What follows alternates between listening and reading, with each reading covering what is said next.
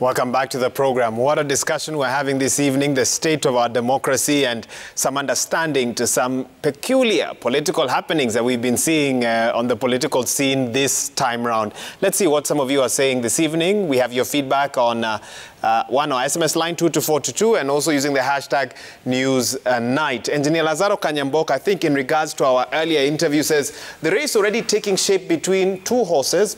Wamunyinyi Democratic Alliance is Democratic Action Party is only aiming to countercheck the influence of Mudavadi Weta in Western Kenya. Okay, that's one view. MC Small 254, you reference the interview with Wamunyinyi. You say you made the right decision. Do it, man. Challenge them for unity. Nothing good will happen in this country if there is no unity. We must talk, explain, and experiment one language. Okay, I wish I read that when Wamunyinyi was here. Samuel Ruto, you say there are no tribal or national parties in Kenya. They all start smaller, but if lucky, they grow big. Okay, that's their view. Kipleting Manuela, you say small parties have been misused and taken advantage of by a few leaders to fulfill their own personal interests. We should have two strong parties like the United States of America. Let's take on the next one. Nudin Kaga, you say political parties in Kenya are not institutions. They are owned by individuals. Hence the reason why you hear things like respect the party leader, follow the party position. Members are panel beaten to a certain party line. Bruno Otiato, you say Manyora is right. In its DNA, Kenya is meant to be a parliamentary system. What complicates our politics post-2010 is the presidential system of government. 50% plus one majority counties complicates the role of political parties in our democracy. Okelo Mwalimu, you say 2022 elections will be won through coalitions, not solitary political parties. A presidential candidate who suffocates the electorate with the six-picks notion will have to contend with the opposition role. My friend, we have one more. Danson Ole Kuruna, you say, when shall we hoist the interests of the country and the future of our children above tribal and political demigods? If we treat politicians as gods, how shall we question the proposals they make? Tom Wolf, research analyst, says devolution undermines national parties in the absence of ideological alternatives. Cosgate has texted in, you're asking, with such coalition parties, the president might risk impeachment. While Benson Dungu from Nakuru says, it is dangerous for a country to have tribal parties. We need 2 or 3. Ask Wakili Echesa to leave that party. Benson Dungu from Nakuru. Okay, let me get some reactions from each of my guests. And one message that keeps coming up, let me get a reaction from you, Herman, first, before I come to you, Echesa. You know, it's a party to check Wetangula, to check Mudavadi, or anyone else with ambitions from Western Kenya region. Do you hold that? Do you subscribe to that view? I've told this is a political game. Everybody's playing their game. But the bigger picture, where it's all going, they are capitalizing on one mistake made by one DP William Ruto. So it's not even, you're not seeing Musalia. Let me tell you what I mean. The moment he made the blunder of saying he will only work with UDA as a national party and people like Moses Kuria can go to hell.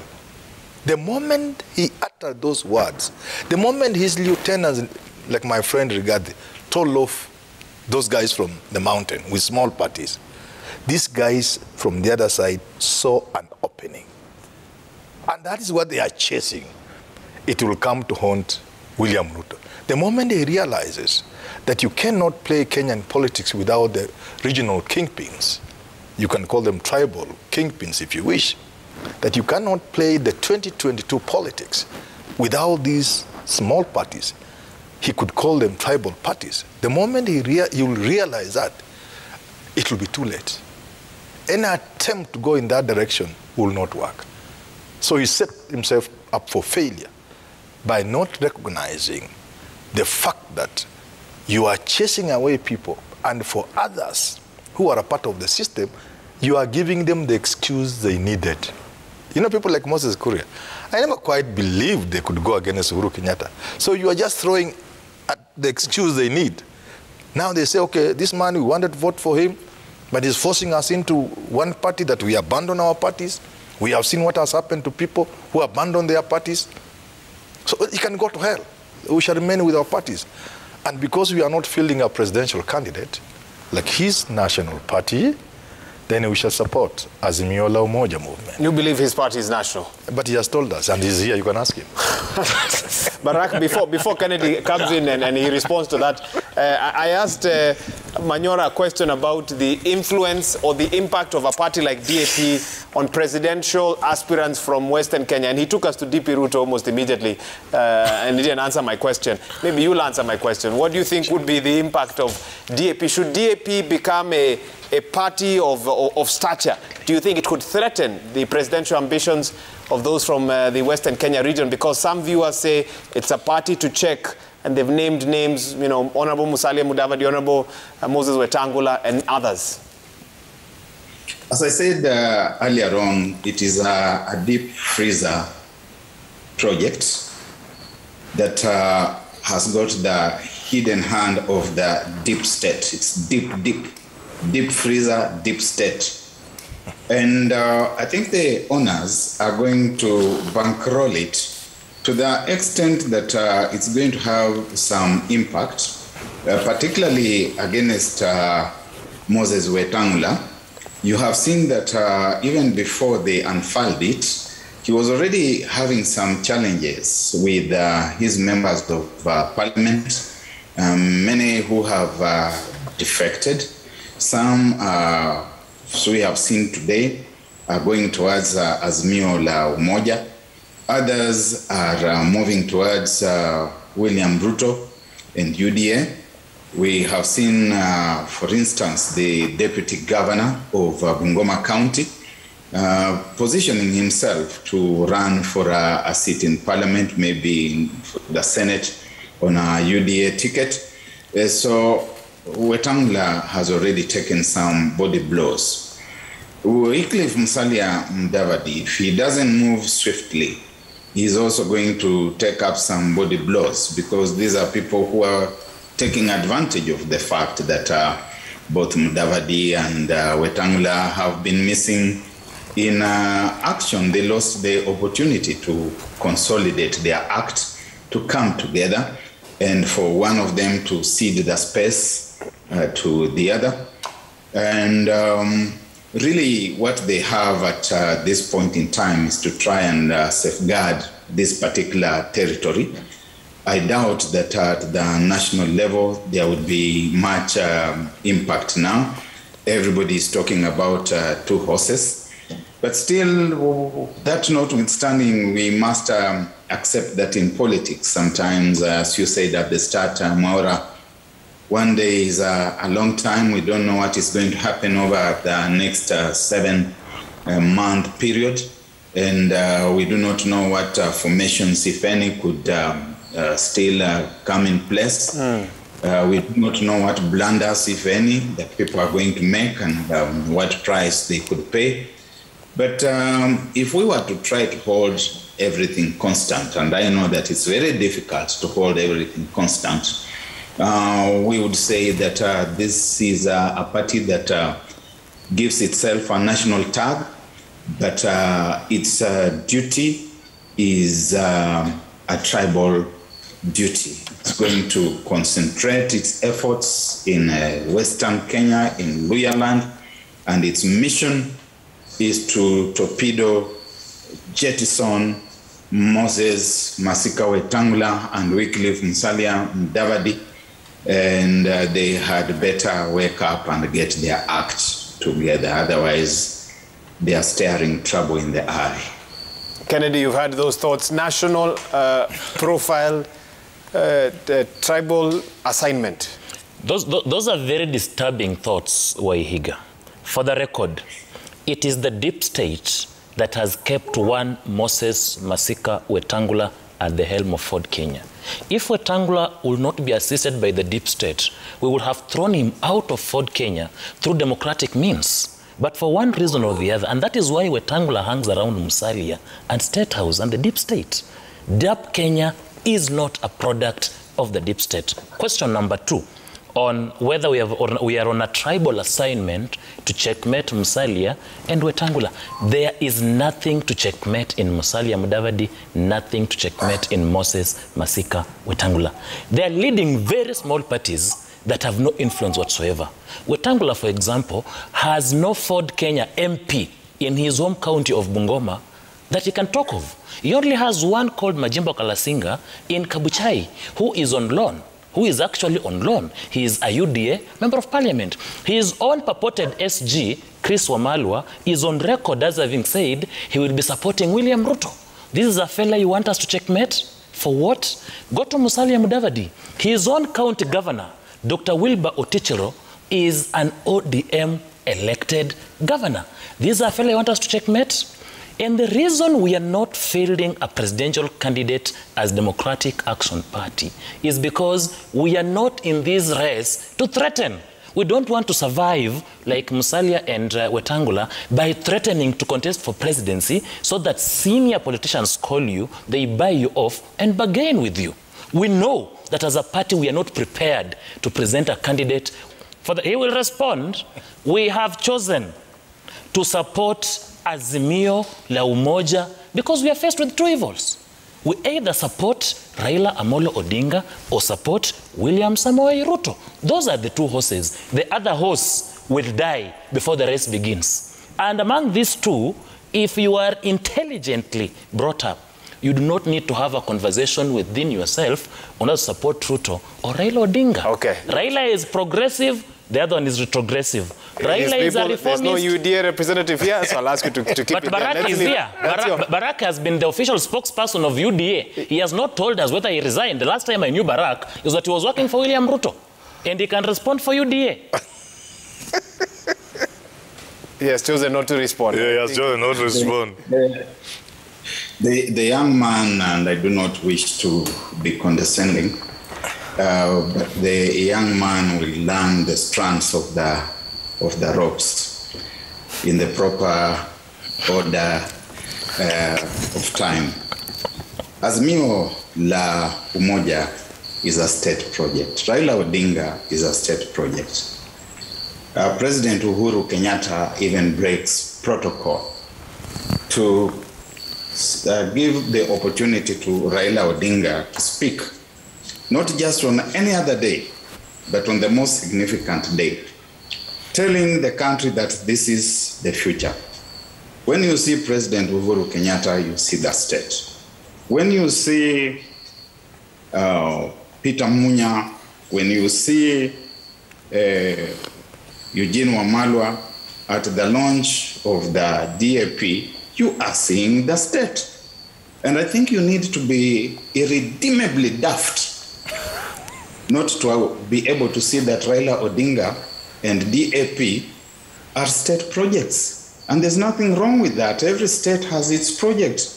Every government, sitting government, has got a responsibility to itself and its future to have its project. And President Uhuru Kenyatta is not an exception. There's no reason why someone should be something that they feel ashamed of. With regard to the other things he's saying, I should speak for William Ruto, it's not worthy of an answer. And I will leave it there. Manyora, wrap this up for us. We are gone beyond our time. How do we finish this? Yeah, you know, before I say what I wanted to say, I find it in bad taste to refer to Raila as a project. Using Raila and the project in the same sentence is really how? Just how? Well, Raila is larger. Raila is larger than size. Raila is monumental. How can Raila be anybody's project? We live in this country. Barak is my younger brother, but he's old enough to know who Raila is, and he has even worked for him. You cannot refer to Raila as anybody's project. People could be Raila's projects, but no, he can't be anybody's project. But what I wanted to say, to respond very quickly to what you said, that you asked me to talk about Musalia Mudavadi and the rest, and whether DAP was checkmating. I thought this election is about Raila and Ruto, so I chose not to talk about those people. But if I had chosen to talk about them, I would have agreed with you, and he has done the job. I would have said, you see, in Western Kenya, the Luhya land, we have ODM as the dominant party. Then we have ANC and Ford Kenya. You see? So in areas where you have ANC and Ford Kenya, you need to bring a party where ODM may not be received very well. And that's how DAP now comes in. But no, you are not going to, you are also not going to. It sounds like a project. No. That's not a project. No, what do you mean? That is politics. It is politics. If you choose to call it, you can call it a project so long as you are not putting in Raila's name. Because Raila cannot be a project. This one can be a project. What I'm saying, I choose to see it as politics. And everybody has played it at one time or another. Another time, in other words, for example, all those small parties have said in Mount Kenya, apart from Mwangi Wairia, who intends to go all the way to the ballot, these others will, in the fullness of time, either throw their weight behind Raila or Ruto. So the same with the DAP within the Western Kenya context. They are going to be used, if you want them to be used as projects, if that's what makes you happy, to bring a friendly party in areas. But remember the weight, the people behind it. It's not going to be a small part the way you think. Because if you leave Raila to manage his own ODM and Oparanya, and you have the other big people from Bungoma and from Kakamega, the Atolis and the rest, working with DAP, it cannot be a small party. And therefore, I agree with Barak Mluka that Moses Wetangula and Salim Davadi had better watch out. Because even at that local level, we have removed them from the national level. They are not participants at the presidential level. But that's at that local level. Pardon? That's your perspective. That's your perspective. No, this is the truth. I keep telling people, if you want to be happy and not run into trouble, look at things in a very simple way. Things that don't fly in the face of reality. You see, things that don't antagonize reality. Natural things. So if you look at things in a simple, natural way, you then admit yourself, save for a miracle, this election is between Raila and Ruto. But now we talk about Masika, Wetangula, and Salim Davadi in Western in the context of the local politics.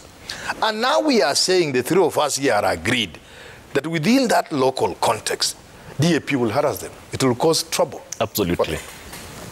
And we're going to take that as the parting shot. We're going to have to leave it here. Dr. Barak Muluka joining us virtually. Thank you for your time. Here in studio, we've had Kennedy Chesa. He joined us standing in the position of interim legal advisor to DAP Kenya, Democratic Action Party of Kenya. We're trying to figure out its mission, and he's been on a mission to explain that to us. And not forgetting Herman Manyora, breaking it down as he sees it, giving us some interesting thoughts to think about, even as we get into the festive season and then a very busy 2022 by all indications. You didn't allow us to wish our viewers happy. Why not? Merry Christmas and a Happy New Year. As long and as enjoy you don't yourself. do it like on radio. And like we have 1 minute. And like I came with my mask. Okay. We must also tell people these things seem to be harassing. We are likely to make the government lock us or do the things it had done, and we were crying. I think we have a camera here. You can 30 seconds. What I'm saying is, yes. If you look at the trend in other parts of the world today about this new coronavirus, the new strand, it's called Omicron, it is harassing. People are getting scared, and the governments are coming up with measures. If we in this country don't want the government to take us back to curfew, let us do what we need to do. Simple things like this mask I came with, like washing our hands, like social distance, like not going to a crowd if you must not go. If you look at a wedding and you see it is a big wedding, why do you want to go? You are not the one marrying. You can put on the mask now as we finish. Now you can put on the mask. Now you can put it on. Just so that we could hear you. We're going to wrap this up. Barak has had your message. He's isolating wherever he is, keeping away from crowds. Yes, and I've got my sanitizer here. It is not branded, so I can display it in spite of the fact that I'm alone. But Wahiga, we have a problem because I'm already at home for the festive season, and people are not taking the vaccine. They are not taking any precautions. We need the ministry to mount a proper campaign to get people to take the vaccination exercise seriously. Otherwise, I want to wish all your viewers a very, very merry festive season. And as we say, please let us take care.